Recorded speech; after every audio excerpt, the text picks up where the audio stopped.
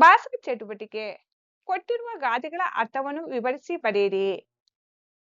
ಗಾದೆ ಮಾತು: ಸತ್ಯಕ್ಕೆ ಸಾವಿಲ್ಲ, ಸುಳ್ಳಿಗೆ ಸುಖವಿಲ್ಲ. ವಿಸ್ತರಣೆ. ಗಾದೆಗಳು ವೇದಗಳಿಗೆ ಸಮಾನ ಮತ್ತು ವೇದ ಸುಳ್ಳಾದರೂ ಗಾದೆ ಸುಳ್ಳಾಗದು. ಗಾದೆಗಳು ನಮ್ಮ ಹಿರಿಯರ ಅನುಭವದ ನುಡಿಮುತ್ತುಗಳಾಗಿವೆ.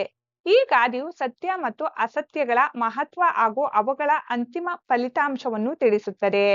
ಲೋಕದಲ್ಲಿ ಸತ್ಯದ ಹಾದಿ ಯಾವಾಗಲೂ ಕಠಿಣವಾಗಿದ್ದರೂ ಅದರ ಶಕ್ತಿ ಶಾಶ್ವತವಾದುದು.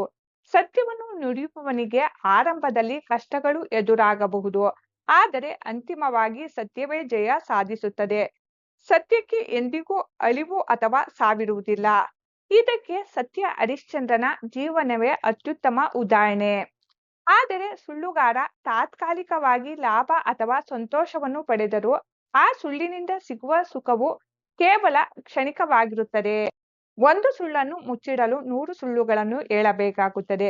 ಕೊನೆಗೆ ಸುಳ್ಳು ಬಯಲಾದಾಗ ಸಿಗುವ ಅಪಮಾನ, ದುಃಖ ಮತ್ತು ಅಶಾಂತಿ ವ್ಯಕ್ತಿಯನ್ನು ಕಾಡುತ್ತದೆ. ಆದ್ದರಿಂದಲೇ ಸುಳ್ಳಿನಿಂದ ಎಂದಿಗೂ ನಿಜವಾದ ಸುಖ ಸಿಗಲು ಸಾಧ್ಯವಿಲ್ಲ. ಸತ್ಯಮೇವ ಜಯತೆ ಎಂಬಂತೆ ನಾವು ನಮ್ಮ ಜೀವನದಲ್ಲಿ ಎಷ್ಟೇ ಕಷ್ಟಗಳು ಬಂದರೂ ಸತ್ಯದ ಹಾದಿಯನ್ನೇ ಆಯ್ದುಕೊಳ್ಳಬೇಕು. ಸುಳ್ಳಿನ ಕ್ಷಣಿಕ ಸುಖಕ್ಕೆ ಮರುಳಾಗಬಾರದು ಎಂಬುದು ಈ ಗಾದೆಯ ನೀತಿಯಾಗಿದೆ.